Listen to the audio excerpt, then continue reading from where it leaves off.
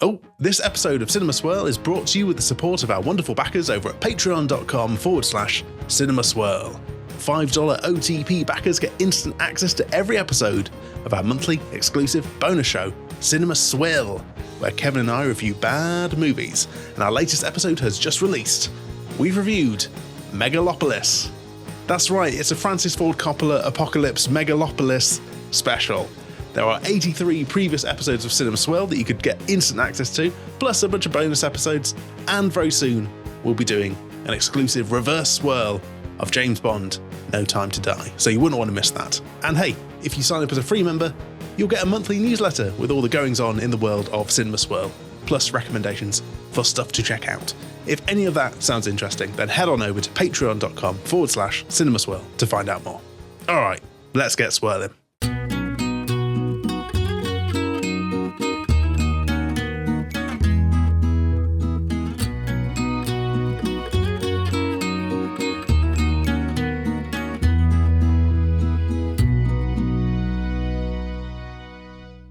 Cinema Swirl! Gun! Gore! Fun! It's episode number 141. Yeah. Coming to you from the strewn battlefield of Hollywood, California, where me, your old pal, Father Kevin, and his OTP, Sam Chaplin, he's only not seen any movies, and sometimes that's like a war that never ends. Today, Apocalypse Now. Apocalypse today, Apocalypse tomorrow. Now. Right now. Reporting for duty for Apocalypse Now. Apocalypse Now, which will have some of you going, that's a difficult word to spell. Not the second one, the first. N-O-W.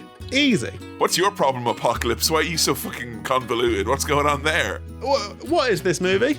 No, don't tell me. Yeah, that would be kind of like, it'd be really funny if we had this new podcast where Sam hasn't seen any movies and I have, and then he asks me, who has seen the movies, the details of them, and then he's like, "Oh, sounds shit. I'm not gonna watch it. I'm gonna watch it." Okay, so we did Megalopolis, also quite hard to spell, for Cinema Swirl very recently. So it's Apocalypse Now, Megalopolis How.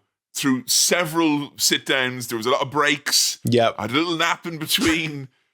It was one of those things where, like, there's times on How To Wrestling where I get people being like, "Oh, thanks for watching that fucking awful show, so I don't have to," and all that. We got that with people like, yeah, thanks, mate. Yeah, dude, seriously, solid guys, there.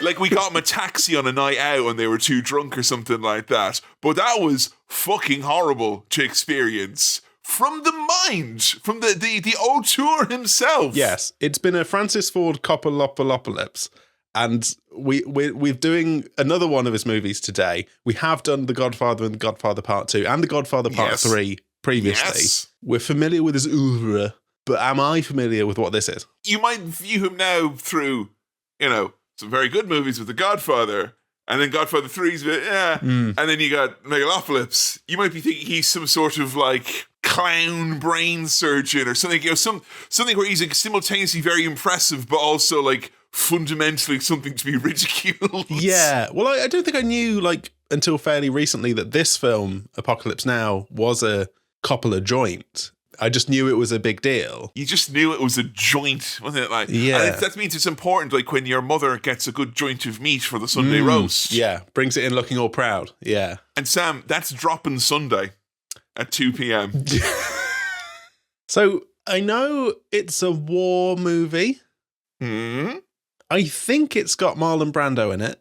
Okay, I will tell you, you're correct on that front.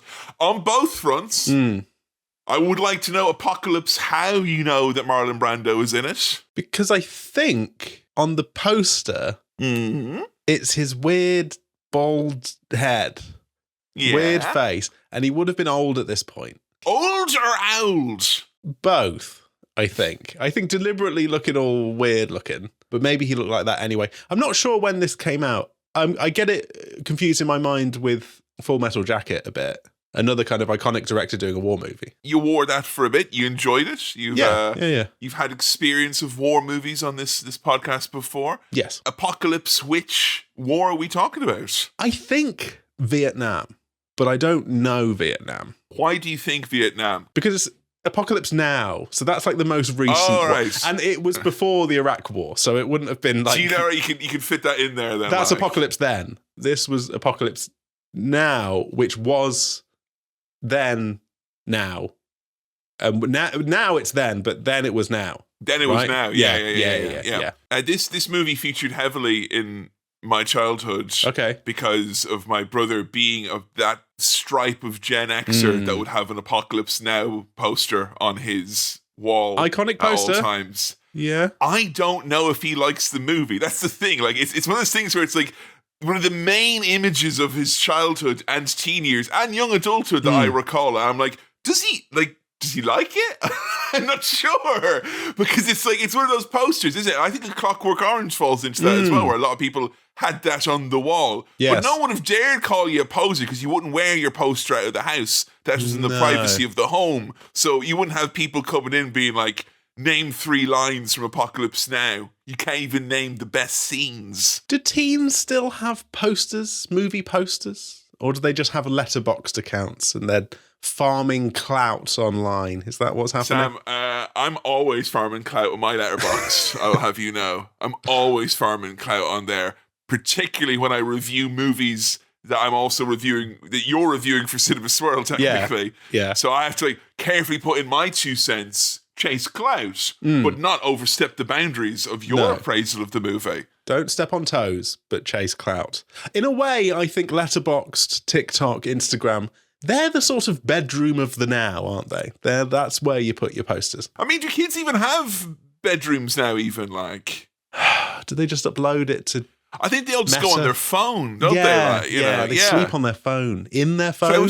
I've seen on Meta they don't even have the legs now, so I don't even think they need the room. Hey, chat, I'm going to sleep now, and then they think they've slept because an AI has said sleep is good. That's really brave that you've chosen to do that. An AI just sends them loads of Zs. Thank you for sleeping. What a great choice. What an epic choice that you have made. So, good poster, iconic poster, up there with, Pulp Fiction. What else is on the poster other than Marlon Brando's minging fucking You've got face? Minging face. There's a sort of handwritten font but it's all splodgy and all wrong, like wars happened to it. I feel like it's sort of war is hell on fonts, and I feel like that doesn't get talked about enough, if I can just say that. War fonts are all rank, but I think that's important to be like the horrors of war. Like, the kind of like army stencil thing. Gross. But then that conveys that war is bad. Or it could convey that the boot camp that you've been sent to for getting in shape is very good because it's militaristic and you'll lose the pounds, won't you? Although I think all these sort of like AI futuristic weapons companies use like Helvetica and stuff, and I'm like, that's not fair. No, do like a boot camp stencil font. Yeah. Make it clear that these are weapons that you're making for war. Ideally, when you're showing your promotional video, we should see the stencil come on. Yeah. And then a fingerless gloved hand. Do it, you cowards. Don't hide behind the fucking Spotify font. Do it. You're not the Times. You're weapons. Yeah. Yes. Cool poster. It's sort of muddy, brown, mushy. Yeah. Is there a sunset behind his minging head? There is a sun. Yeah. There's a large element of it I think you're missing to an extent. But explosion? No. I don't know. I remember the minging head. I remember the sun. I remember the muddy brown. I remember the font. All right, and it's Vietnam, which famously is the war my father claimed to have been involved in.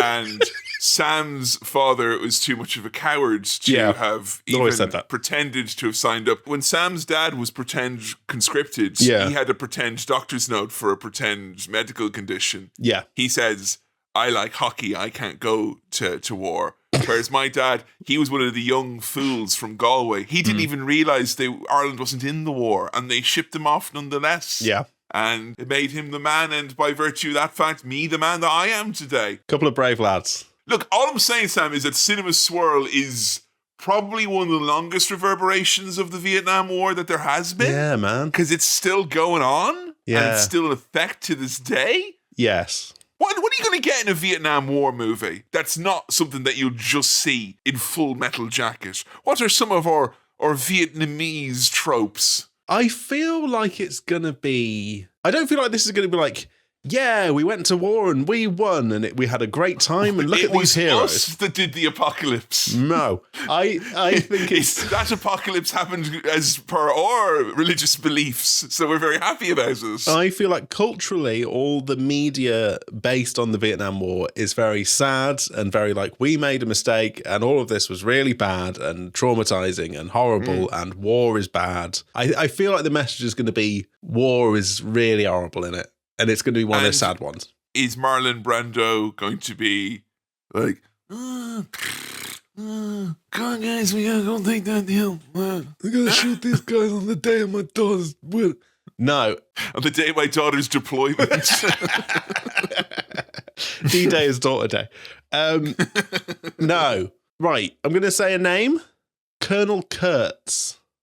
How the fuck do you know that? People know that. That's a thing that people have said. I barely know that, and I've seen this movie like 9 times. I think he's Colonel Kurtz. How do you know that? Colonel Kurtz. I've heard it. Pub quiz. Pub quiz. I don't know. I've heard it. Colonel Kurtz. He's Colonel Kurtz. So this is how you know Sam's a serious quiz player, because he always remembers the shots he's missed, and I think that he perhaps maybe missed Colonel Kurtz. Colonel Kurtz. He's the colonel. I feel like in, Full Metal Jacket, we had that horrible army man who was bullying the troops and then got shot. I don't know if Colonel Kurtz is a similar sort of real piece of shit, bastard, evil. Piece of work. He's got a minging head. He's got a real minging head, so I assume he's bad. Any other actors that you're aware of in this one? No. Not really? No, genuinely no clue. So I don't want to know. It's a fairly star-studded cast. Is it? And that's before you get into like a lot of the people who like there were some people who were meant to be in this who ended up not being in it, who are also massive stars.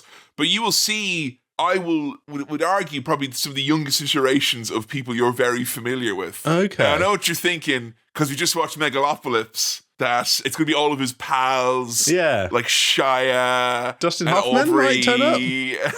And, all the gang are going to be back together, All I'll say is I don't think a movie could have prepared you less for what we're about to watch than the movie that you have previously watched in Megalopolis. Yeah. I don't think there's anything other than suspected length and runtime that is in common with it. Okay.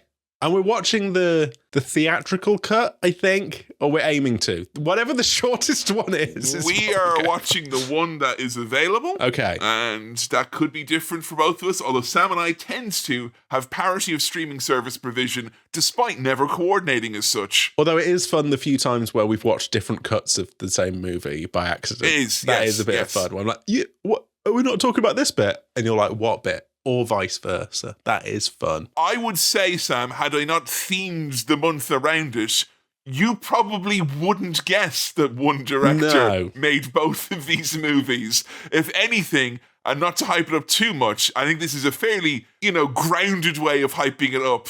This movie may show you the full extent, the decline that the human spirit can have over the course of a career. That's exciting. Yeah. It is, isn't it? Yeah. Okay. Because you're at the bottom of a roller coaster, but you're like, imagine how high up we had to be to get here. Well, Godfather, I think Godfather 1 was before this. Maybe Godfather 2 was also before this. But this is like high up there. Similarly, people love this. People think this is very good and very important. And very big. I think it's a stone cold classic. And like, there's times where I'll be like, oh, I think you like the movie. And there's times where I'll be like, it's a stone cold classic. Generally speaking, other than a couple of the earlier, very early episodes of Cinema Swirl where it's stuff like Ghostbusters or Indiana Jones, which people are like, I had that instead of Parents. So what? Pick a different movie. You didn't like it.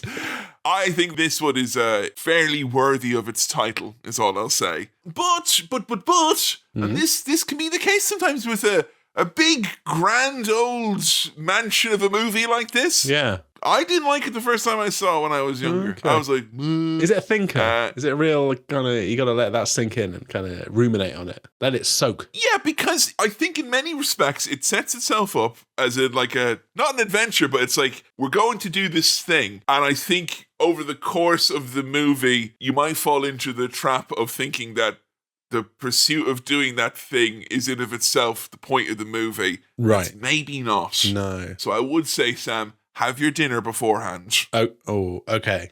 All right, I will. Now, speaking of dinner and food and drink, Kevin, I'd like to take you into a segment that people know and love. If you don't know this segment, it's Pepsi Swirl. I review Pepsi products because I like Pepsi. So and that's what's for dinner. Pepsi's for dinner, isn't it? Hit the music. It's Pepsi Swirl.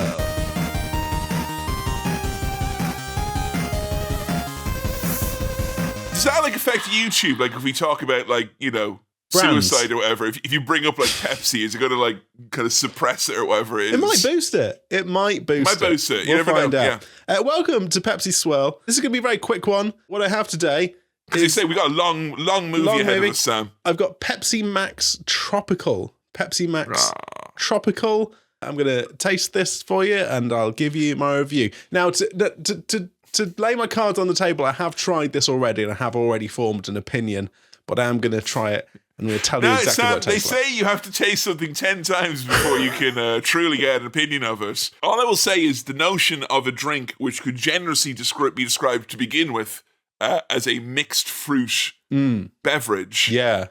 Having a mixed fruit beverage does kind of feel like, when you mix all the colours up in art class and it kind of becomes this like grey sludge. Yeah.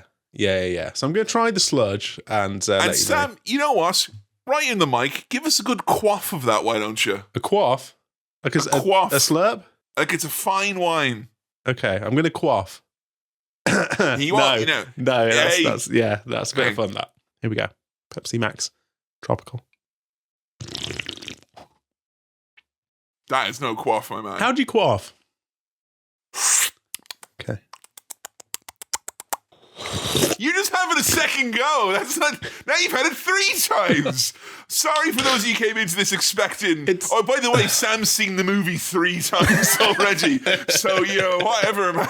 It's hard to quaff. I guess. It's a receptacle issue. Right. Okay. It is. Pepsi Max Tropical is the answer to the question, what would it taste like if Iron Brew shat itself? That's what this tastes like. It's a weird, sort of slightly Iron Brewy, but wrong taste. And it's rank. That's not nice. That's not nice for the Scottish. Iron Brew is great and should be protected and revered. It tastes like if Iron Brew was ill. Like it's gone off. Are you saying that drink is basically like having a go at a country, is what you're telling me? Yeah. Like it's making a mockery. Yes, it's making a mockery. It's a mocking flavour. Yeah. If I was Scottish, I'd be very cross at that. That's not on what they've done there. So 1 glug, I guess. 1 glug? 1 glug. Solidarity for the Scots. 1 glug. 1 glug. But you'll probably need more than a couple of glugs to get through this one, Sam, because it's a fucking epic, right? Yes, it's epic. You're gonna be right where my dad stood in the fucking fields of Vietnam, all right? But just before we get to that, Kevin, let's have a quick dig into the mailbag.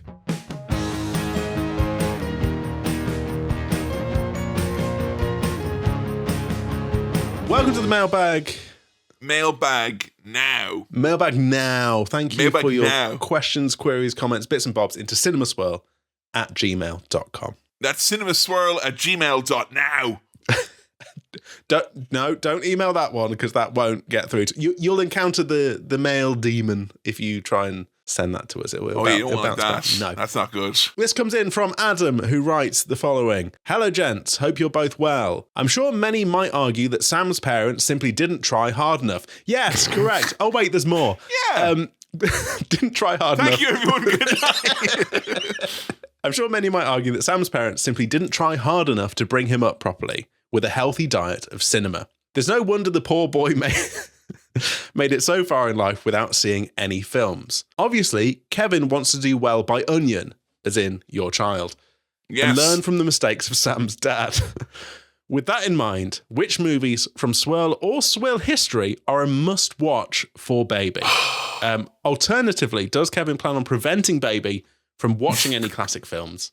And are Sam's days numbered? There has been a theme coming through of, you're going to get replaced by the baby. Yeah, by the baby. How many words can that baby say, Kevin? I mean, You know, I thought they said Eclair the other day, but I think they were just cooing and cat. Right. I'll tell you what, Sam. I will say, right, in terms of a winning smile, Yeah. kids got me beat. for the pivot to video. I mean, you could probably just put this kid down and be like, you know, I'm ear to ear right now. I don't look between AI and babies. My job is under threat, and I'm not happy.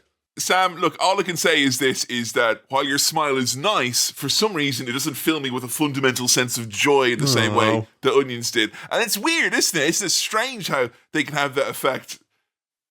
Did a big smile for you? See, when Onion you proud does of me? it, when Onion does it, it's cool. And you can't, cool. You know, when Onion does it, it's like she's not trying as hard. And I think that, you know, she kind of...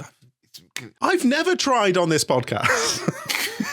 I have heard lots of people be like, oh yeah, like you're just gonna like make a pod. I don't suppose to know anything about a child's movie taste ahead of time, and I don't want to be one of those parents where it's like, huh? Because like I think the movies I have the fondest memories of watching with my parents, and specifically my dad, who was the original Mr. Movies in the Mahon household, were things that he randomly taped and we happened to watch. Like stuff like The Big Lebowski or whatever it was. But I do think there's a couple of times like The Good, the Bad, the Ugly, like The Yellow Submarine, couple of bits like that where he was like, huh? This is my favorite. But he'd also probably like fall asleep during a lot of that. And that's kind of takes the pressure off. Yeah. There's like a weird thing with millennial parents where they're like, day 26 of the 100 movie challenge for my child to really like what I like. And you're sort of setting yourself up for the child resisting that, aren't you? I don't think there's any movie that I'd be so fucking precious about that I'm like, you have to see it. Like, maybe if they're like in their teens and all of a sudden they're like, hey, guess what? I really like movies and I'm into movies. I'd happily be like, well, you might be interested in this or that. Yeah. But like when they're a kid, I don't think I have to be like, they better watch Star Wars. They're going to fucking see Star Wars. Of course they're going to see it. Like, you know, if they're like watching some... Well, hold on. I mean, I'm a perfect example that it's not a given that a child will see Star Wars. Yeah, but you didn't grow up like in the hyper-saturated media market that children do now. No. Like... Well, she's probably going to be walking around wearing pajamas that'll play most of the movies I'd want her to see, to be honest. Like, so, you know. And they don't have rooms anymore, as we've established.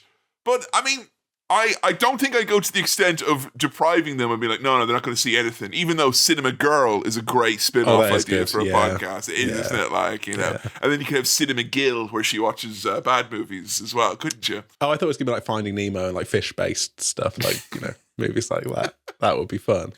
I think there's a few, like, maybe, like, kid, like, because I can't yet see the forest from the trees if they're a fucking baby. Yeah. Someone who routinely shits and pisses themselves and gets sick and is, like, can only communicate what they want by going, ah. Yeah, but that's not my fault. Yeah, fair enough. You tried your hardest, like. So, like, as it stands right now, I can't be like, oh, I can't wait to show them The Big Lebowski when they're like 9 when I saw it or whatever.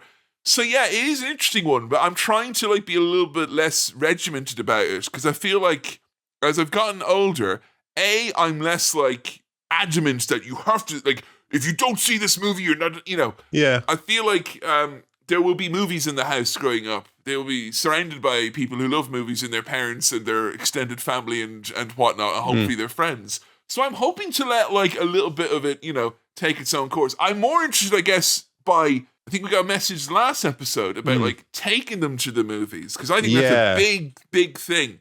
And maybe like if something like a Star Wars or a Lord of the Rings or whatever was on in the cinema, that could be like a big adventure and all that jazz. But I kind of more excited about going to see movies with them that I haven't seen either, and then us decide what we like together, and maybe we'll slip in.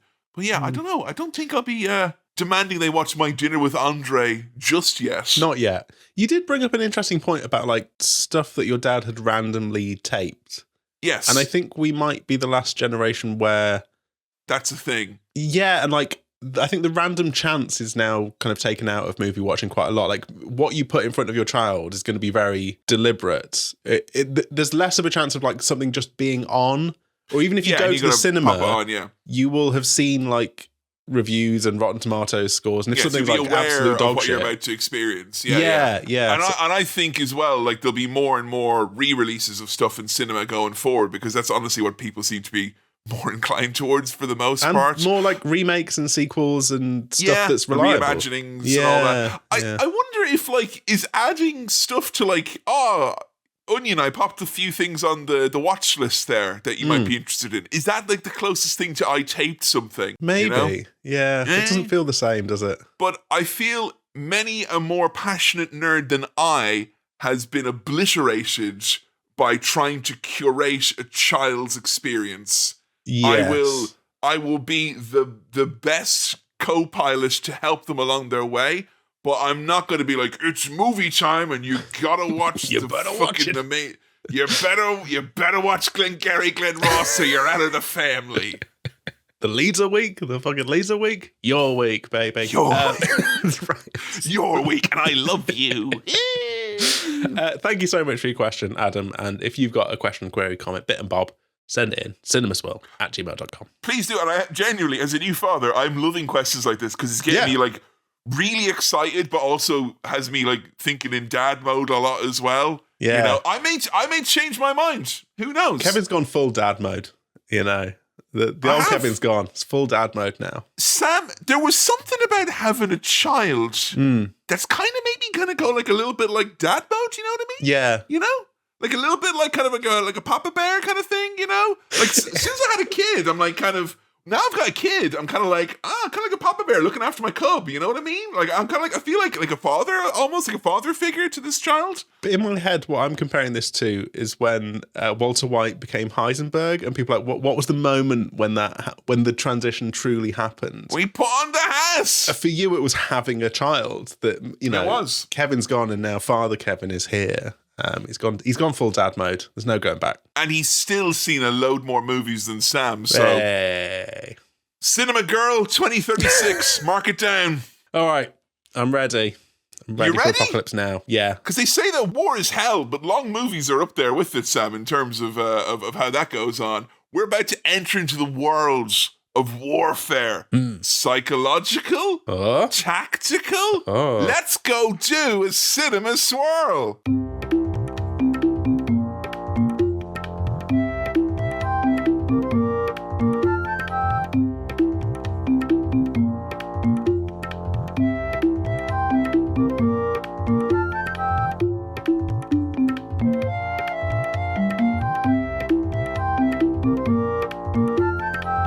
And we're back. Sam, initial gut reaction to Apocalypse Now. Cards on the table. That was great. I also can't believe that was from the same man who brought us Megalopolis.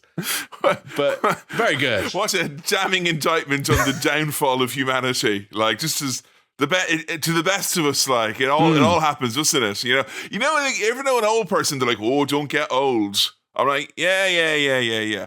But if an old person was like, don't keep making movies when you're old, fair enough. Yes. On that note, I can't wait to see what our equivalent of Megalopolis will be in our 70s or 80s. Can't wait to kill the concept. Yes, but I love that. This is proper Cinema Swirl stuff, this one. This is like, you know, come on. This is what we're talking about. What does that mean, proper? Look, mate, it's none of your tat, none of your faff. This is proper. This is Cinema Swirl. This is real. You didn't even do a Swirl, song, right? didn't you know that, folks? He didn't even do a little ditty for you there. No, because the music in this is good, but not catchy. Ooh. Well, there's some needle drops in this. This is some bread. Well, yeah, we my got that. only friend. Some bread. Do. The soundtrack, I had forgotten just how great it was, and it was nice to have cooling synthesizers to brisk us away. We can confirm for you here today, folks, that the second part of this episode is being recorded in the midst something of a hot spot, or something of a heat wave. Yeah, dead on. Which really really enhanced the viewing experience, I would say, you know? Yeah, it's a sweltering movie. It's a dripping movie, you Yeah. know? It's the type of movie that if you don't run a cloth around the creases, the movie's going to get a rash. Yeah. You know what I mean? You know what I mean, right? Yes, yeah. New parent Kevin Mahon there. Hello. So, right, Apocalypse Now. We need to clarify something early doors. Which version did we watch? Because I know which one I watched. I watched plain Apocalypse Now. Ready salted Apocalypse Now. Normal. My Apocalypse Now came with a little sachet of the doors that I was to open up myself and sprinkle on the plain crisps, brackets, scenes contained within. 2 hours 30-ish. 2 hours 30-ish. Yeah. I felt like as often as I empathize and I understand the case always. We had it with Blade Runner. Yeah. I think technically we had it with Megalopolis because technically the movie is never ever going to be finished being edited, allegedly, according to its auteur, who last I checked was a rickety old man about to die.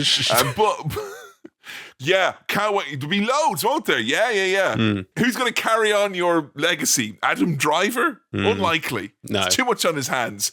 But I felt that even though I know there are better, more complete, whatever it is, the reality is that the vast majority of people, the version they've seen is the version that you and I have just watched. Yes. It is also worth noting for those of you who think that other versions are better. In all these cases, generally speaking, the superior nature of those versions only become apparent once you've watched other versions. And as a man who has sat through so many fucking permutations on the same movie that is Blade Runner, I'll give you the God's honest truth. It's fine, isn't it? It's fine. Let's watch the normal one. It's fine. All right? It's fine.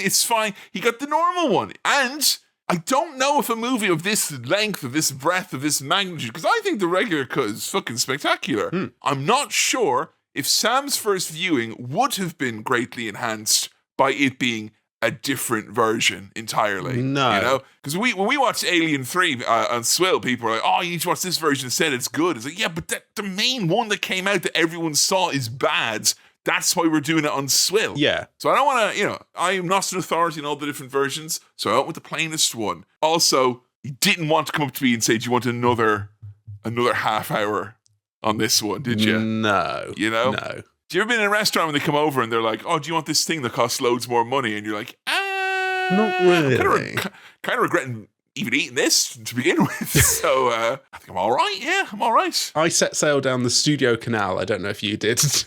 I did. This. Yeah. Okay. Studio Canal, who I was happy to inform everyone in the household that I was no longer eligible for the free trial because I've already done that twice in as many years for the likes of Rambo, etc. Here I was on eligible, Cinema Swirl. so I had eligible. Free passage down the Studio Canal. I was going to watch it free on Channel 4 with ads, Yes. which again, there's a lengthening and a breadthening that would have entailed. Sure. I didn't think was good. Because let me tell you, folks, it was hot when I watched this, as in 32 degrees hot in the morning. Yeah, Oh, that's too many degrees. like it was so hot this morning. I was Googling if my baby sweats, does it die? All right, that's Sure. kind of That's the realm that we were in.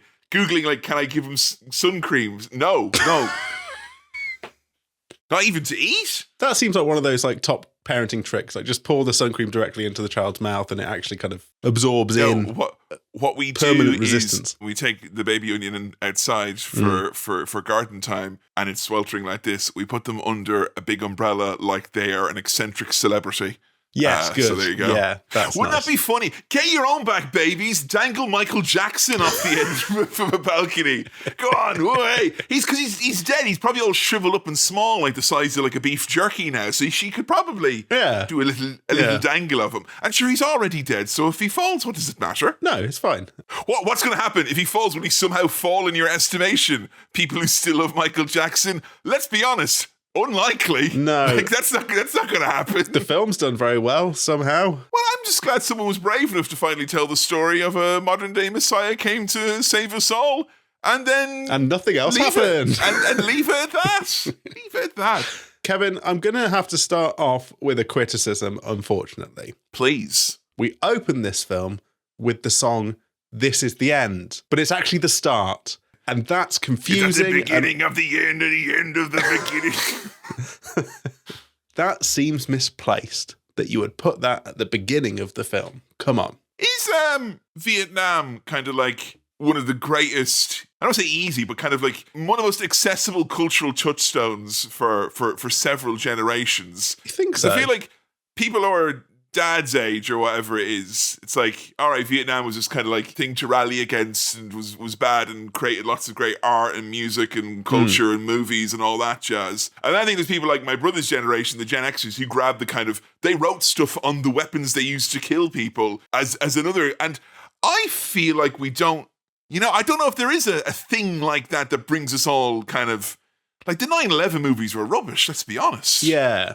Somehow the Vietnam War, this might seem insensitive to say, has a great aesthetic to it, right? Does. Like it looks, does. Vietnam in general looks beautiful. The colours, the tone of it is great. The music at the time was great. Let's just count the war crimes, the quagmire, Yeah. the political, social ramifications, the racist nature of the war on multiple fronts. All of that, it is, with all of that put to one side. Park that. Park Park that. that. And what's that? All the other stuff. Just park over there. Is it all? It's a great bit of business. Other than that, right?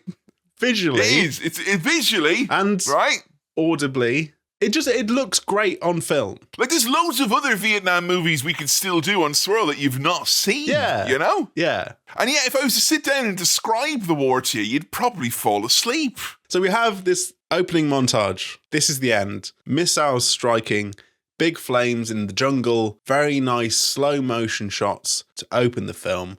And I think it's the type of thing where, like, as you said, the visuals are so strong. Yeah. That I'm almost beginning to realize, like, why my dad would pretend he was in that war. Because, like, it looks very visually arresting. And if it was, like, I know the Vietnam War was an absolute disaster and all that. Sure. I'm interested in sharing the history of it for sure. But obviously, it's well before either of our times. And it's been filtered through so many layers of, like, different movies. I mean, you can look at a Rambo compared to this in terms of, like, different strands that it impacted culture. But imagine if it was the type of thing and you were seeing people, of your age being sent to their death and all that. Like, I feel, as much as I love this movie, and you seem to have already admitted that you like it quite a lot, I don't think you and I could grasp the impact this would have. Because this is 79. This is like within 10 years of it being active. Usually you think you need a couple of decades to kind of turn the horrible into art. I feel like nowadays we go so quickly. There's got to be a sweet spot in the middle. I think there were quite a few Iraq War films by 2013, if you know what I'm saying. Like there was some of that, but none of those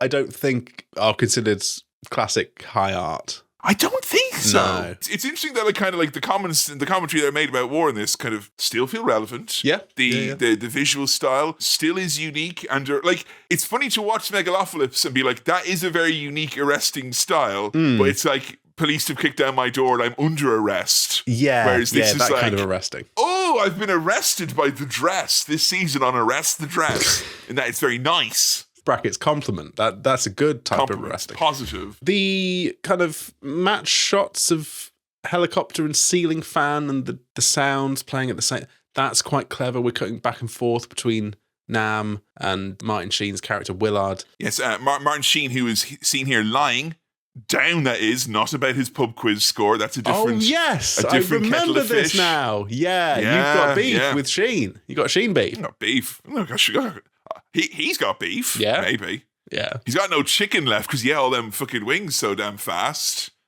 Yeah. Now, and the cost of living, would you be doing that now, President Bartlett? Would you? I wouldn't think so. And it's great because obviously it's very, a very early role from him. Yeah. He is a total hunk. Yeah, absolutely. He has probably, like, if you take away the narration, he's probably got, like, as many lines of dialogue as the Terminator does. He's doing loads of face acting in this. He's good at it. Really good at it. It's got great stare, great look. Yeah. Martin, that you can't write. That's not an answer. Like, you know, you can't. You need to use the pencil provided.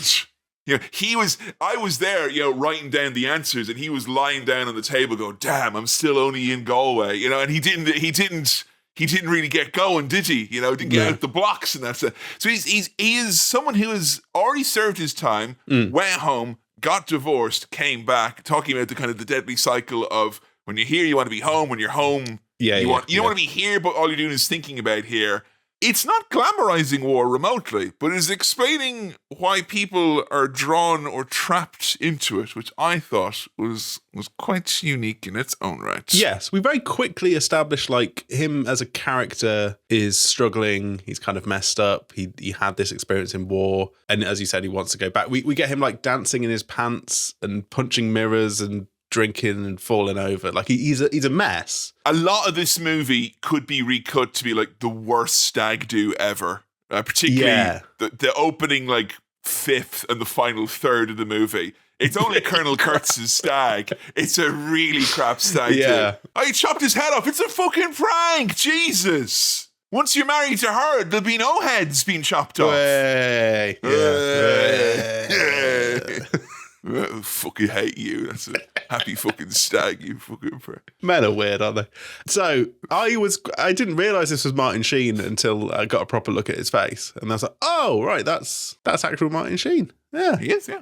Handsome man. Handsome man. There's great lines in this. Oh, yeah. I was going to the worst place in the world and I didn't even know it yet. He's got a very gruff, mumbly, sad voice. But not gravelly. Not gravelly. It's young, but aged. Yes. In some respects. So he meets with top army brass who drag him kicking and screaming away from his room to go and to meet with even topper army brass. At this point, I did realize, I think my father, the extra layer of the lie was that he said he was actually a member of the military police, which is a very specific delusion with regards to like what was going on, over there in the Nam. Yeah, the top army brass includes Harrison Ford, of all people. Baby Harrison Ford. I think he was mainly a carpenter on this set, So, we've got a mission here, which is to basically go and terminate with extreme prejudice this guy, Colonel Walter Kurtz. We hear some recordings of him saying, quite frankly, all sorts of weird shit. Yeah, I wrote down here, he's done a Russell Brand. He's gone crazy. Yeah. And now, unbeknownst to him, several people have been tasked with killing him with extreme prejudice. Yes. You just couldn't do it, Pierce. You couldn't take the shot, could you? You fucking idiot. We gave you the poison. You couldn't make him drink the water, you idiot. God. Well, the media narrative, Kevin, is that Kurtz has gone off the rails. His methods are unsound, and he has very obviously gone insane. He's charged with murder. Another great line, charging a man with murder out here is like handing out speeding tickets at the Indy 500. And that's a big car race, isn't it? That's fun and very good. Good. So we very quickly established this is our character. He's a bit fucked up. This is the guy he's trying to get and kill. And did you clock it was Marlon from his stock photography that was provided? Yeah. That was actual photos of him in old films. The olden days and whatnot. Now, obviously, the movie itself, much like Megalopolis has inspired its own movie, there's movies about the making of this movie, which was apparently like another complicated shit show, but for different reasons. Yeah. And old Marlon was such a difficult beast to work with. Okay. Apparently, this was quite the day at the office, or month at the office, as it were. Now, were you expecting him to be like on screen? Because he gets like top billing, him and Hopper get top billing. You don't see them until like the last 30, 40 minutes maybe of the movie? He sort of has the air of the shark from Jaws in that, like, really, you don't see much of him, but that's what makes him more scary and intimidating and weird. I thought he kind of had the air of, like, the sharks from Shark Tank in the bald one. The bald one. Yeah. It's not a business. Stop buying lunch at work and put it in stocks and shit. Fucking shut up, man. Oh, come on. Shut up, mate. Shut the fuck up, man. All right, I hope you are actually a vampire, because then we can kill you and I won't have any stain on my conscience. So, I thought maybe he'd be in it more. I'm not mad about the fact that he was kind of held away from us as this looming thing. We find out more and we just, It's a movie that does a great job at, like, very slowly. You feel like the frog in the water, the temperature is rising, like the tension is slowly ratcheted up. Because you wrote down like everything that happens in this movie. It's like they get on a boat at this point. He goes down river. He's going to kick that son of a bitch Kurtz's ass so hard that the next Kurtz wannabe is going to feel it.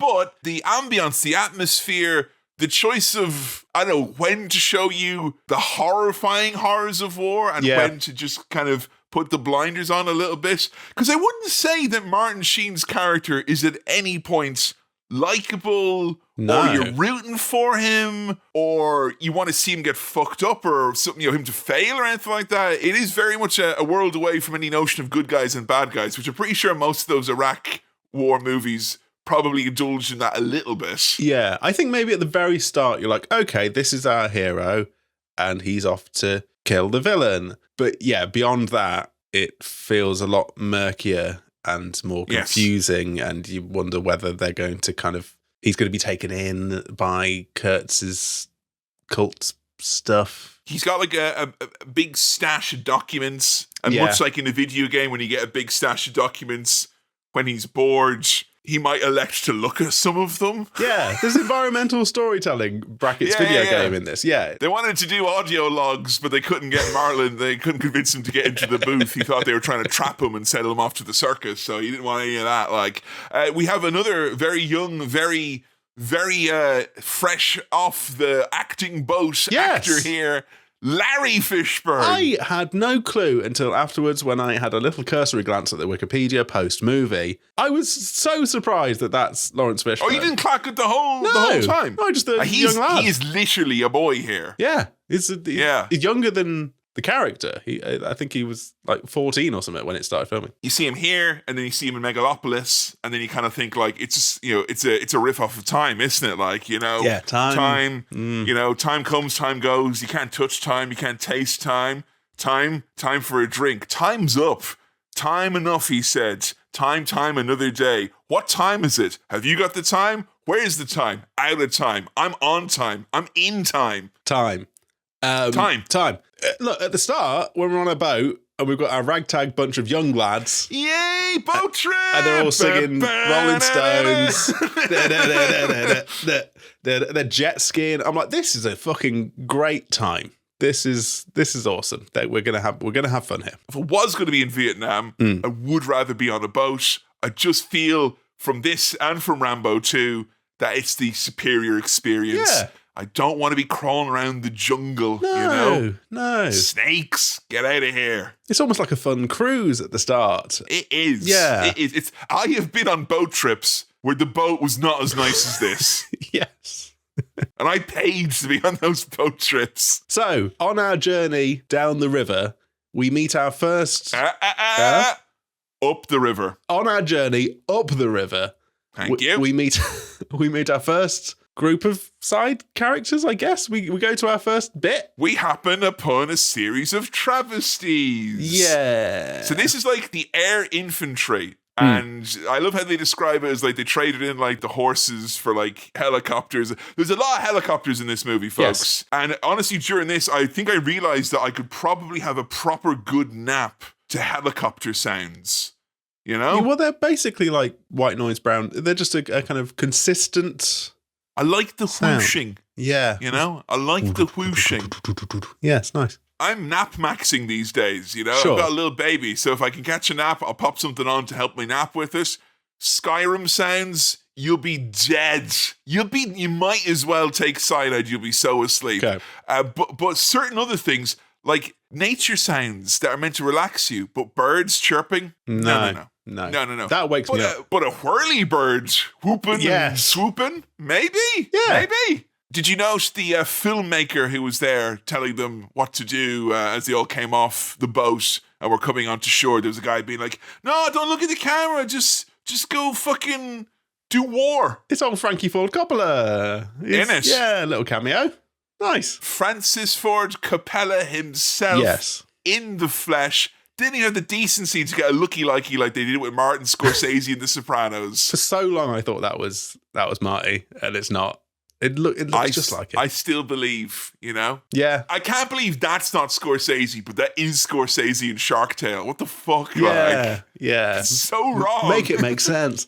This group, led by Robert Duvall. He's Colonel Kilgore.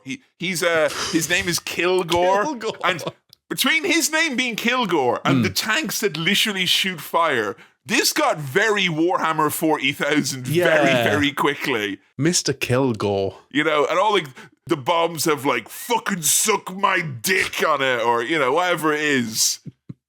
Linden beef, fuck my ass, written on a tank or whatever it is. Now, they should all be talking about the mission and what's going to happen. But because on Willard's team, on the boat crew, there's a surfer dude. There's a guy who's a great surfer. So much so that that's like come through. Is he a famous surfer, maybe? He's a renowned surfer in the California area. Right. Which obviously, for Robert Duvall's character, who you first see playing with cards and then gets wind that he's a famous surfer, he's just Mr. R&R. He loves chilling out and having a fun time. And he becomes somewhat fixated on the notion of catching a killer wave in the midst of what you can kind of catch glimpses in the background. It's like, wait a minute, it's kind of war crime adjacent what's going on here. They're like setting fire to houses and killing civilians, and there's a lot of children being rounded up and stuff, you know. Yeah, but when that wave comes, Kevin, you know, when that killer wave comes, you gotta make the most of it. Yeah, loading children up onto the fire tank. Wipe out. But it's all he wants to talk about. Like, Lance, who's the surfer, is like, oh, what do we do with it? It's like, well, hold on, let's just keep talking about surfing for a bit, because I happen to be something of a surfer myself. Yeah, but if we get on this wave, you could go to the left and I could go to the right. And that would look really cool. Yeah, he's just like the symmetry alone, right? And like, why do I have to explain this to you? The symmetry would be beautiful. Obviously, it's beautiful. It's a very impressively good-looking movie all the way through, by the way. Like, yeah, I mean, just looks gorgeous. What they managed to capture, what they managed to, like, I genuinely wrote here, did they like start another war to like get this footage? Because like, it is insane. Like, you know, obviously. Yeah. We could rehash a chat about how there would be special effects and stickers these days. Yeah. But boy, oh boy, they blow up them trees. Feels authentic. They really do. Yeah, yeah. Do you think that this movie was had carbon offsetting or anything like that? Do you think they? No. Did they plant a few trees in the Brewdog forest to make up for all the ones they blew up here? I don't think they did. Now, there's a chopper scene here, and I quite liked how come you guys all sit on your helmets so we don't get our balls blown off. And then Chef, the guy who's asked the question, is like, ha ha ha ha, and then sits on his helmet to protect his testicles. The bit where they're launching an assault on a village, blasting Ride of the Valkyries. Yeah, I can't believe Bryan Danielson is complicit in war crimes. It's a good thing he's retired, because I want to give him the thick end of the wedge. Not on. But they're doing that to be intimidating and scary and freak everyone out. There's like Vietnamese kids at school running for safety as the music is blaring. Now, I have very distinct memories of watching this with older boys being like, yeah,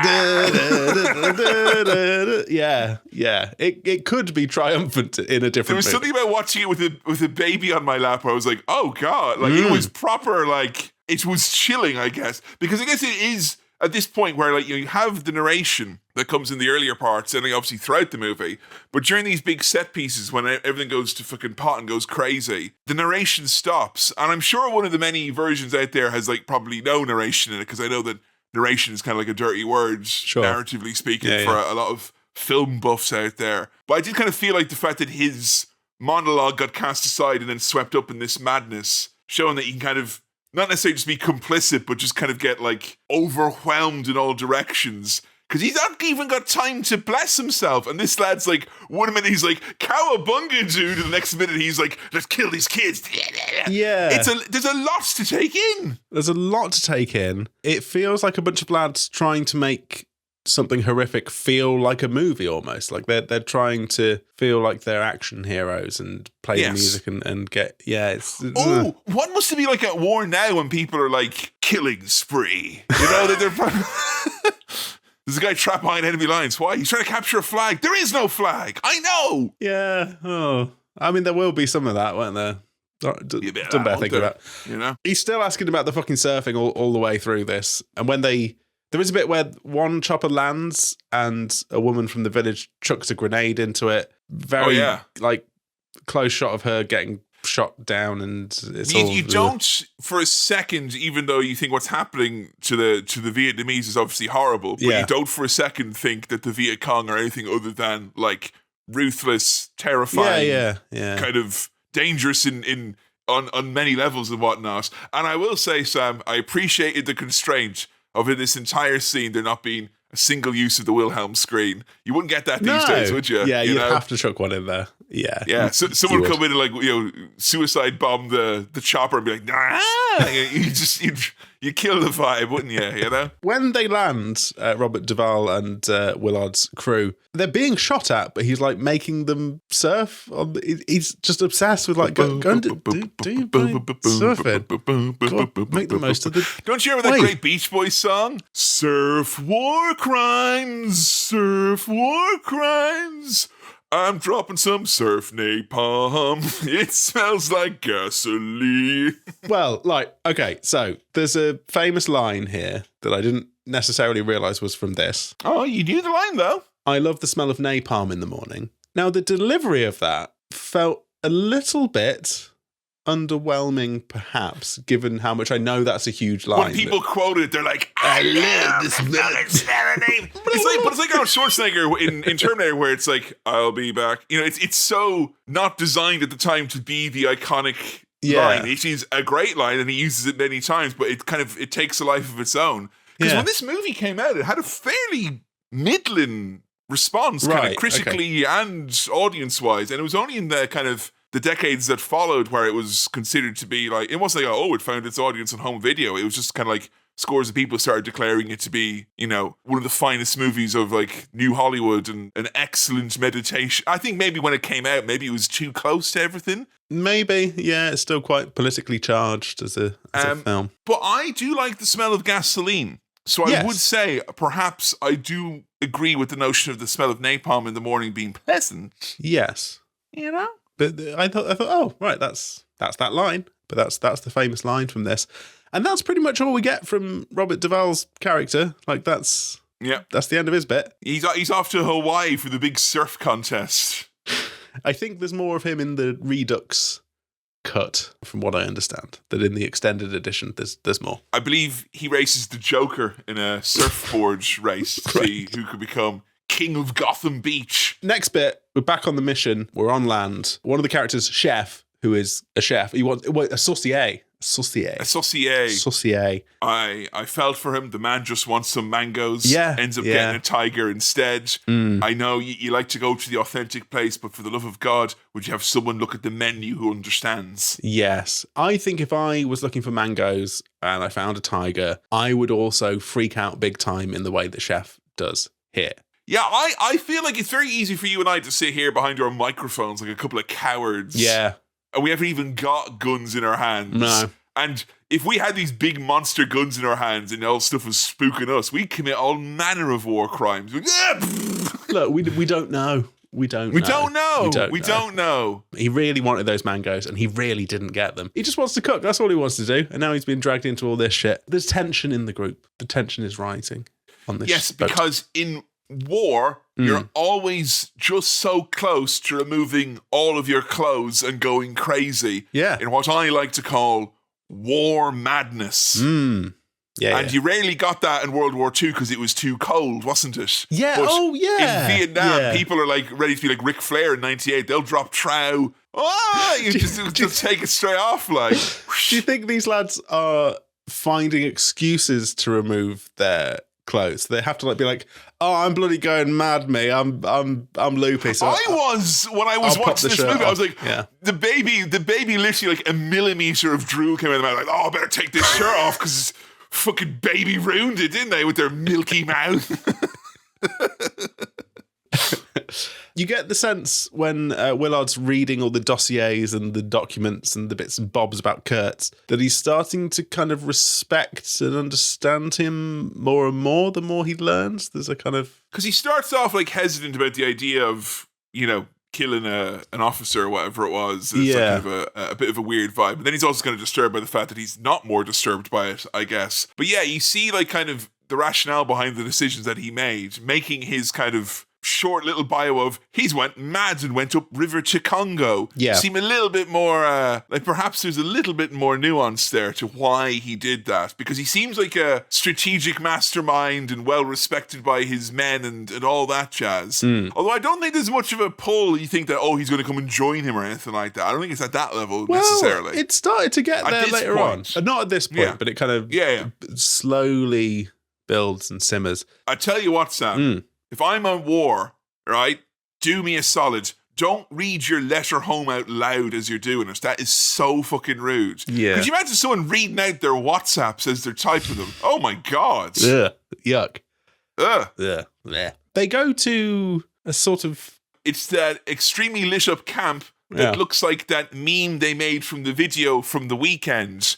Do you remember that band, and it was all the lights, and the lead singer was a bad man, so they trapped him in this kind of infinite vortex of lights. Yeah. He's like, I want to get out and make more bad TV. Like, no, you're trapped in lights forever, Weeknd. Yeah, it's like that. Yeah. They're all kind of hot and bothered and freaking out. Because it's the USO show, Sam, and there's a reason why, right? Charlie could never get the drop on Uncle Sam.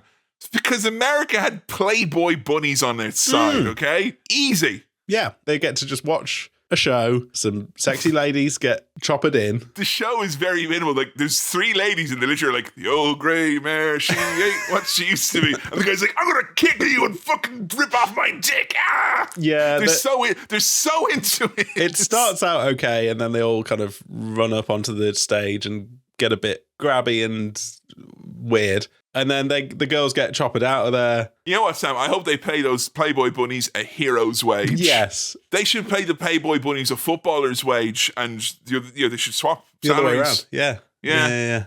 How about that? Yeah. You wouldn't get Harry Kane doing this, would you? Probably not. Actually, that would probably go down well with some, if he came up and did one of his little team talks. Football, England captain. Is he the main one? He's the main one. He's the sort of David Beckham of the now. Is he the 14th man on the pitch, as it were? He's sort of number one, I would say. Interesting. Yeah. Interesting. Selfish? As the girls are being chopped away, there are 2 lads like hanging on. No, I'm going to see these ladies. I thought they were going to fall to their death. They just fall into the water. So it's fine. It's just a bit of slapstick. The horror, man. Yeah. It's ridiculous. It is, in fairness now, once they get off here and they're heading off, it is, I'd like to say, a real trousers down, prank heavy war, isn't it? Yeah. Where Yeah. you might obviously keep your eye out for the guerrilla warfare tactics of the Viet Cong, but also your fellow countrymen seem to be really zeroing in on fucking everyone up. The plan is to set Knoxville's boat on fire. Well, I was going to say, Charlie's going to be watching. You could probably trace the genesis of Jackass back to some of this sort of Some of this stuff. type of carry on, isn't it? Yeah. And Knoxville's like, I'm shipping out after season 1. I'm not coming back. Yeah? The whole time I was in Jackass, I kept dreaming of Men in Black 2. And then the second I was in Men in Black 2, I was just dreaming about coming back to Jackass. I don't know if the new movie will be the lads in a boat on the way to finally terminate Bam Margera. They're just and people are like watching his old CKY videos on the way. Like, this is really good. I might join CKY, actually. He's a really good skateboarder. What's going on? Yeah. Willard reveals to Chief, I think he's like the guy in charge of the boat. He runs a tight ship, figuratively and literally. Yes. They're going to Cambodia. Just get me to my destination and I'll cut you and the crew loose. I just need to get here. That's your mission. They encounter a local boat and they get all aggressive and weird when it's all like the tensions are super, super high, like, you know? Yeah. And there's kind of like something horrible happens and you can also understand why the horrible stuff happens. And, like, there's probably part of me that thinks if movies like this were made now, they would probably, like, try and make a more, like have someone on the boat be like, oh, you shouldn't do that, man. Or, like, there has to be a voice of reason or whatever it is. But there's none of that. You know? Yeah. But, like, you've got, like, young black guys hurling slurs and abuse at these, like, civilians. Woman gets gunned down. The whole boat gets gunned down because they're hiding the fucking puppy. Yeah. And honestly, at this point, I was like, are they going to kill the puppy as well? So they don't kill the puppy. Like, innocent people presumably die. Puppy's not just for the Vietnam War, all right? It's for the rebuilding process afterwards as well. I thought it said something about the character of Lance, who's like, oh, puppy, and he's playing with the puppy. You don't see the puppy again loads later on in the movie, so I don't know. No, but there's a special puppy redux version, I think, where you see it through the dog's point of view, you know? Because I think that puppy got cut loose and left to go off on its own mission at some point, hopefully. Hopefully the puppy's okay and safe. We arrive on the last outpost on the river before they get into Cambodia, Sam, it looks just like the Goblin King's lair from The Hobbit. It does. Remember?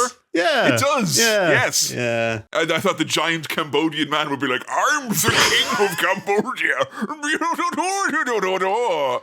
But the animation wasn't available at the time. This place is messed up, man. There isn't even any surfing or Playboy bunnies. No. It's the last place you want to be at the end of the world. They describe it as the asshole of the world. Yeah, there's like a bridge there that they keep rebuilding and it keeps getting bombed and they keep building it again. Yeah. Just put your server on private, all right? Just go on creative. You can turn off mob griefing, okay? I want to try and describe the music in this bit. It's sort of like a creepy, slow motion fairground sound, the way it sounds in the background. It's really unsettling and tense. I described it as clown pedophile music. Yeah. Ugh. It's like, it just makes you stomach. Wait till you see this version of the Joker. I feel like we've said before, why have they never made... Yeah. Why have no storytellers been brave enough to make that character what he clearly is? Don't know, man. You know, there's an episode of the Batman animated series where he literally kidnaps a child, and the whole time the child's like, "I love you, you're the best." And he's like, "That's right, little boy." Anyway, I'm off now to deal with Batman. Are you all right? You got your sorted there now. You got your all right. All the best. All the best. Be careful if you got kidnapped by the Joker, kids. He might, not look after you as he's taking care of his other errands. But that's not what's happening here. No. It's dark, there's lights, there's slow motion, the cinematography is fucking incredible, like, everything looks stunning. No one is in charge? No. Remind you of anywhere? No one is in charge. Oh, Nottingham City Council, is that, what would, no, what is it? The United Kingdom, mate. Yeah. There's no one in charge. Starmer's UK. That's what it feels like. Well, quite. Yeah, I mean, by the time this comes out, I don't think there will be any bloody Keir Starmer anymore. He'll be dead! Sorry, I shouldn't laugh so much at that. Go on, Nigel, kill him. The Prime Minister will be dead. What? It's what we're all thinking. What? It's got that kind of tension. It's got a similar tension to what's going on today in this very country. In which we record. They do, from this outpost, get all their mail. They've received some mail. Yes, and I would say, Sam, that I'm glad that anytime you've opened the mailbag, you've not done it on acid with smoke grenades going... Yeah, still time. Just kill yourself, man. You don't need to make everyone else a target. Just kill yourself. Come on. Yeah, Lance is he's dicking around with a flare while they're reading all the letters. The one that Willard's got is further dossier information to tell him that another guy like him was sent on an identical mission. And he's ended up as his mate. He's become one of Kurtz's followers. Folks, that's what happened with Sam was sent upriver to stop me from podcasting. Yeah, and now look at me. Look at him now. He started one with me, for goodness sake. I sent a letter back to my wife saying, sell the house, find someone else, forget it, I'm never coming back. And she has to listen to this podcast. It's quite sad, isn't it? That, It's quite disgusting, actually, yeah. Yeah, Lance dicking around with a flare, high as a kite, and that, makes them all a target. They get shot Consider them successfully wound up. Yeah. But I think I wouldn't mind, now that I know that it's safe, because they get bombarded with arrows once they've entered into this kind of, new final destination of theirs. Yes. Pelted with arrows, but then they realize the arrows aren't even that sharp. There's kind of play arrows. I think that'd be fun. Stop. You're pulling a grimace. No? What? Well... Non-sharp arrows? No. Raining down from above. You go, oh! It's a little... Yeah, sure. That bit fun. It then sort of gets not fun quite shortly thereafter. Oh, right. Yeah. In fairness, because then they get kind of... Larry Fishburne. Yeah, gets killed, isn't he? Yeah, he does. If I die, I don't want there to be a message from my family being like, oh no, don't die and make sure you get home safe, we all love you, stay out of the way of the bullets, mate, and we're putting a portion of dinner out on the table for you right now. No. It's tempting fate. It is tempting fate. Like, they send him a fucking audio cassette for him to listen to, just to make that even more cinematic and painful for us to watch. Why don't you send him a bullet in a gun and get him to shoot himself in the head? You so set him up there. That is such... God, talk about war baiting. Come on, man. You got to be a little more savvy than that. The skipper gets killed as well during the brouhaha. Yeah. And I like that he comes back to life just long enough to choke Martin Sheen. And honestly, I dread dying, and I'm terrified of the notion of passing away in any manner of meaning. Okay. But dying and then coming back to life for a little bit feels like great. It'd be a bit of great gas. Because maybe I'd choke you and then go, I'm only kidding. Or maybe I'd be like, and then I die. I might go, Sam, remember. And then I die, Yeah. You wouldn't know, would you? It'd be great gas. It should be great gas. He's had a spear through the back that's come out of the front of his chest. The spike is facing out. I feel like he was trying to pull Willard down onto the spike. That's a cool sort of Mortal Kombat cool way to go. way to that's a great way to kill Whereas someone. me, if I was dying, I'd be like, I'd spit it. And he'd be like, no, go away. Stop it. Stop. It's not on. Yeah. You all know that dead spittle is way worse. It's got loads more germs in it. Yeah. So we've got the crew is being whittled down. Lads are dying. We've not got many left. I think we've just got Chef and Lance and Willard at this point as we head into Kurt's territory. Sorry, his name's not Kurt. Kurtz's territory. Kurt's Clump, Cunt. There's lots of different fun names you can give him. I feel people have lifted liberally from this kind of, cross between a Street Fighter level and a roadside tribute for someone who got ran over or whatever it is. There's loads of skulls and lanterns and candles and flowers. It's fantastic. Because you have it built up in your head the whole time. It's going to be this weird, ominous place. And everyone's covered in weird, ashen paint and all that. It's proper. It's terrifying. The skulls on sticks as they pull in, and the lads are just covered in white sort of paint, I guess, or whatever, staring at them silently. Fucking creepy as fuck. The stillness and the silence of the soundtracks are just these repeating doo doo bass notes over and over again. So then when you have extremely ornate, loud, annoying Dennis Hopper show up as what would have been the 1968 equivalent of an influencer. Maybe my favourite character, though. A photojournalist, as it were. Dennis Hopper's photographer guy, just all silly and smiley and happy, hey, Americans, whoa. As there's a lifeless body hanging with no trousers in the background behind them. It's got massive, cult energy to it. These are all his children, man. He's a genius. I love him. I hate him. Worst stag do ever, and he's organised it. It's awful.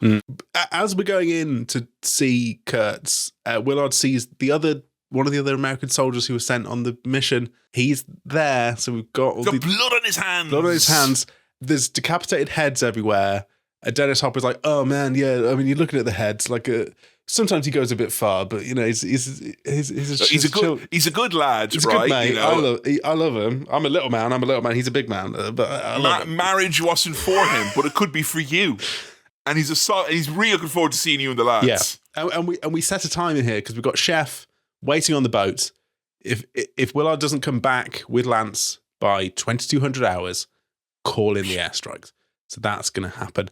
So we do get to meet Colonel Kurtz in the dark because Marlon Brando showed up 80 pounds heavier than they asked him to be for the movie. They want him to be this very gaunt figure because he's obviously, been upriver and cut off from civilization. And he is, by all accounts, a very well-fed treasoneer, whatever you want to call him.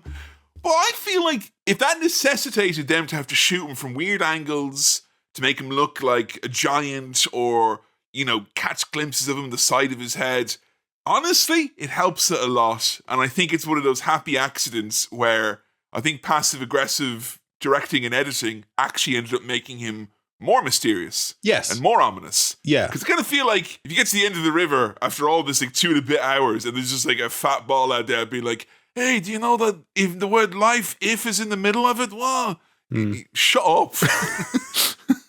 You know, he in many respects he can be quite underwhelming, you know? Yeah. But I feel it's more like the circumstance makes him this kind of phantom or whatever you want to call him. I think it's much more powerful getting that slow, weird reveal. It spends a lot of time on his bald head, though. Like the bit that you see in the shadows is just... It made me, genuinely, and you're going to think I'm winding these all up because I'm an extremely hairy man. Are you considering it? When it was hot, it made me... Look, obviously fucking not. Jesus Christ. Go on, give it a go. If it's to be, nature will take its course. And maybe. But when it was really hot, I like the idea that you could like wash your face and head all at once. That felt like that'd be cool, you know, with a rag. And he's very sort of softly spoken, kind of very philosophical. I expected someone like you. What did you expect? Recites poetry. You know, honestly, it's like a solo podcast, not to everyone's tastes. No. After all of this sort of chat about the Ohio River, describing Willard as an errand boy sent by grocery clerks to collect a bill, he's put in a bamboo prison. Oh, no. Oh, no. God, you fucking try and put me in one of those. I fucking dare. Come on. What are you suggesting? Because give me my dinner and I'll be busting out of there and I'll get you out as well, Sam. How about that? Keep your dinner for later. He's been given water by Dennis Hopper, who's like, he's got plans for you. Are you scared about what's going to happen? Ugh, it's pervert, that guy. He's going to show you all the movies you've never seen. Ah. Yes. We get a shot of Willard all covered in mud and Kurt's all covered in war paint. Kurtz approaches him in the night, covered in like proper war paint, looking huge, looking like massive and intimidating, rain streaming down his face. Looks fantastic, iconic. That should be the poster. That feels like I think if it was anyone other than Marlon Brando in this role, it would have been way easier to do, but also it would have sucked. Because it has to be this, it's the fact that it's just like, because he's kind of weird and like difficult. So weird. It fits in so nicely. I think, honestly, that the tumult behind the scenes kind of makes it way more intriguing. The idea that this is like a performance that he was given kind of, maybe not necessarily the one that was asked of him or conceived when they first decided, hey, let's put Marlon Brando in this joint. And I don't want to undersell Martin Sheen's eyes and face acting that he's doing, to a T here. It's brilliant. I didn't know in this scene what the fuck was going to happen when he kind of comes to him in the night and looks at him and they look at each other. He apparently, though, would they just film him and he'd ramble for like hours and hours and hours and hours and hours. Okay. And Martin Sheen had to be there being like, whoa, and then they cut it into like iconic cinema or whatever. But I love the idea that there's like a 2.5 hour like awful podcast. And one of the lads never says anything. No. He's just fucking talking shit about rivers and poems or whatever it is. The shock of just dumping Chef's head down in Willard's lap. Oh, it's a fucking stag. It's a prank. Come on. Just a laugh, Jesus. Mate. Yeah. Oh, he's not your fucking best man anymore, is he, the cunt? He was going to call him a bloody airstrike, fucking wet lettuce. What's he talking about? Rigging his sister. He wanted me to cut his head off. Whoa, fucking hell. Oh, you're a bitch and all. You're not coming to the fucking... This is why you're not allowed. Yeah. So it's just now Willard and Lance. Lance is kind of like in the background, just vibing with the whole kind of... I think that's the acid. Yeah, he's just tripping balls and kind of like... Acid and water buffalo rituals go together like tea and milk, Sam. So he's very, very well. But like the idea is that he's not necessarily being kept prisoner or hostage. It may have been that way at the start, but it's more like the seduction, the idea that he might be kind of brought into the fold to be part of this existential group of men in the middle of nowhere. Somehow he manages to combat that temptation. It almost seems forgotten that literally just then Kurtz killed his mate, the guy he's been sailing up here with. But the understanding is like, look, if I read him enough poetry and I philosophize enough and I'm not literally in the same room as Dennis Hopper because I don't like him, and apparently they shot their scenes all separately because it's like Greg Wallace and John Turturro. I know, yeah. Be in the same place. Wait till you hear all the stuff that's come out about Colonel Kurtz. Jesus! He murdered those South Vietnamese colonels. Greg Wallace's bald head being shot like that as John Turturro. He's a big man. He's a great man. First of all, I want to tell you that I never took off my trousers against anyone's express wishes. I did not do that. And also, as well, if you'd like, I am available for one-on-one masculinity coaching sessions now. We can book you in over the midterm break, and I can tell you how to be a real man. Mother's Day's coming up. It is. It always is. Does Kurtz want to die? Is that what's going on? Yes, clearly he does. Okay, so he's read all 3 of his books. He's definitely wanting to die at this point. Yes, you have a right to kill me, but you have no right to judge me. He's really got to be in his bonnet about judgment. Like, he's like, don't judge me. Don't you can kill me. You're allowed to kill me, but you have to tell my son. Yes, okay. So what? You have to tell him all about me. Look, I'm going to explain all this stuff. You've got to go to my son's house and be like, look, your dad was a bit weird, but he had his reasons. It was all fine. So he's essentially kind of giving him carte blanche to kill him. Like, he's sort of going, look, I've seen some shit. I've done what I've done.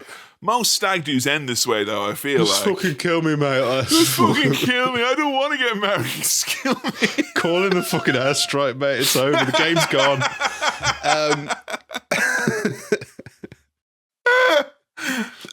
Now, Willard, he walks out. Meanwhile, there's a buffalo sacrifice ritual happening with all the followers, and there's kind of parallels between the slaying of the beast. Yes. And he comes out to do the deed. He slips out the ooze, all covered in shite and bubbling brown. But it looks fantastic, feels iconic. I feel I knew that image long before I associated with this movie. I don't know, I saw it like Simpsons, wasn't it? Probably. Yeah. And even as well, talk about a weird thing to put in as a reference, but I remember the horror. That iconic line. Yeah. That was in everything growing up. That's in Dexter's Lab. Yeah. It's a movie about the darkest night of the soul, the worst war at that point in history. Yeah. The horror. What's wrong? What's wrong, Dexter? Did Dee Dee go in your lab again? Grow a pair. It's time to be a man. This film feels overstuffed with iconic imagery and lines and stuff like this. It's got so much of it. Share it out, there's so much there. Come on. Willard, he emerges from the water. He's heading towards Kurtz. The song This Is the End is playing.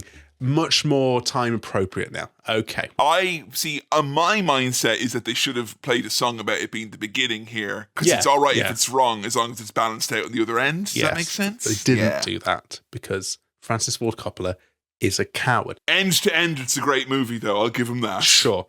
He's approaching Kurtz, attacks him with a machete. As we see cuts of the buffalo being sacrificed, lots of great use of shadows and light. It was really horrible to see that buffalo die, though. It was.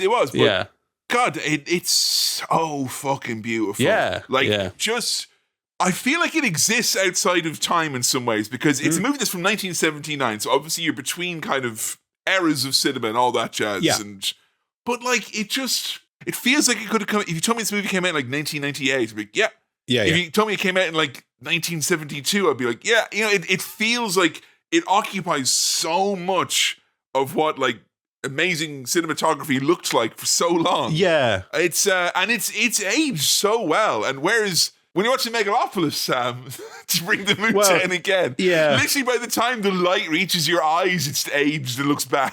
So that thing you were saying about timeless, almost kind of futuristic, but also classic cinematography, that it kind of has a similar thing to what 2001: A Space Odyssey had. Yeah, where it feels like it's from the so future, impressive. The past, from this time it is. More so than the Kubrick Vietnam movie, I would say. In terms of I think this to me beats Full Metal Jacket. I will say that kind of. Oh really? Yeah, because Full Metal Jacket will always have that kind of unevenness to it, I guess. In many people, you can't help but then be like, do you like this bit more or this bit more? And then but I feel like this movie is basically a spell that gets cast on you. Yeah. Because it's like, we're going here, we're doing this thing, and there's never a sense of restlessness of when are we going to get to the Marlon Brando factory? There's never that sense, I feel. No. It's perfectly paced. Yeah. And I know there's people who will probably tell me, oh no, this one's badly paced, you gotta watch this version. That's the real, the one that came in the ammo box with the 16 DVDs, that's the one that's properly paced out. I think it's such a fucking masterpiece, to be honest. I don't know if I could fault it, to be fair. I'd be struggling to fault it. Well, so we get those last words from Kurtz. The horror. The horror. Willard emerges, all covered in sweat and paint, almost looking like a completely different man. The followers all bow down and lay down their weapons. I bet he smells awful as well. Oh, terrible. Yeah. Grabs Lance's hand, leads him away. They sail away on the boat. There's his face, the kind of stone face, the words, the horror being played, the sound of rain. And then, Kevin, this is something I really want to talk about. No credits. No. At all. Other than like a little thing at the bottom, but just fades black, that's it, end of the movie.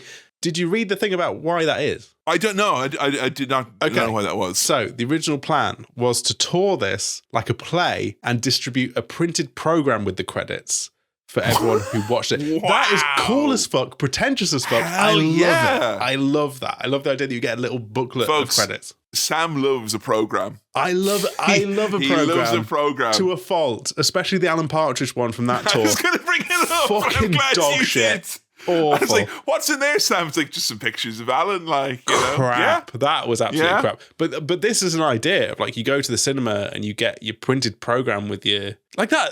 Why are they not doing that now to get people into the fucking cinema? Like that seems like a thing that, you know. That's a fun gimmick. Yeah, that'd bring the Gen Z in. No. What people wanted instead was a bit where Marlon Brando's like, this guy's a piece of work.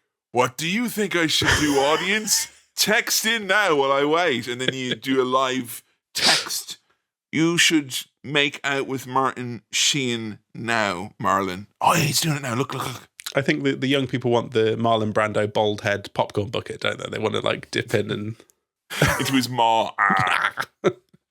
What a movie. Yeah, and what's so magical about it is, you know, you could watch the movie and not know that there was like great struggles in its production because, you know, it was hard to make and there was problems with loads of the key players. Sure. And, you know, I don't even think Francis Ford Coppola was the original. I think George Lucas was going to direct this at one point. Yeah. So like there was, you know, it was potentially, there's a lot of movies that are fun to watch because there's kind of like has disaster energy and it pulls off in spite of that. This, if you find out, it's like, hey, this was kind of a disaster of sorts behind the scenes. It's like, wow, that makes it like better, I think. Yeah. But even if you didn't know that, it's still damn near perfect, I think. You know, I agree.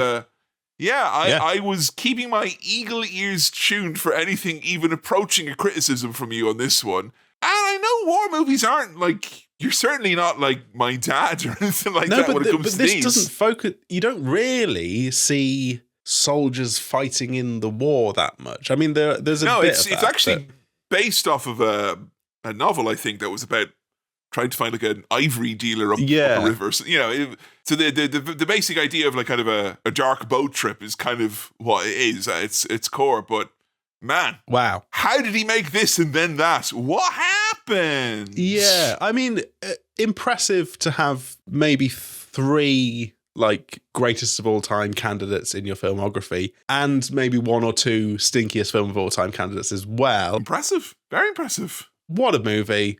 Looks phenomenal. Like I couldn't get over how beautiful this looks. Like the cinematography, the soundtrack, the I've been score. dreaming about this, I feel like. Yeah. You know? Yeah. And honestly as well, I think a really, really good indication of it is like all the chat we had earlier about like all the versions, all that. I would watch another version of it now. I would go watch like the Redux or the super duper extra long one. Absolutely, because it kind of feels like if it's just more of this looking as amazing as it is and sounding.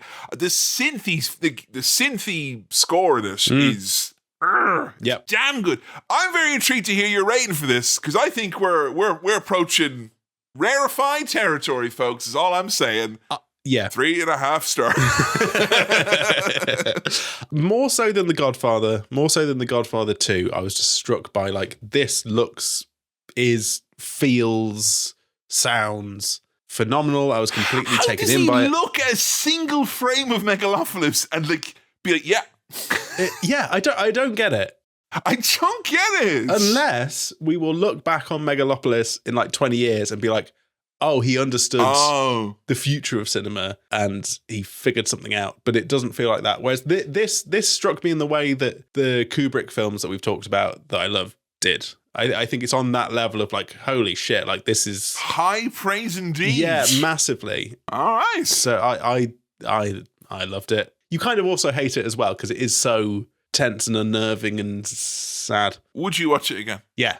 I like you said, I want to watch the Redux, and that's a rarity on this show, folks, by the way. In case you don't know, it is a very, very rare thing indeed. Well, on that note, and reflecting upon the horror of podcasting in a heat wave, the fucking horror of it.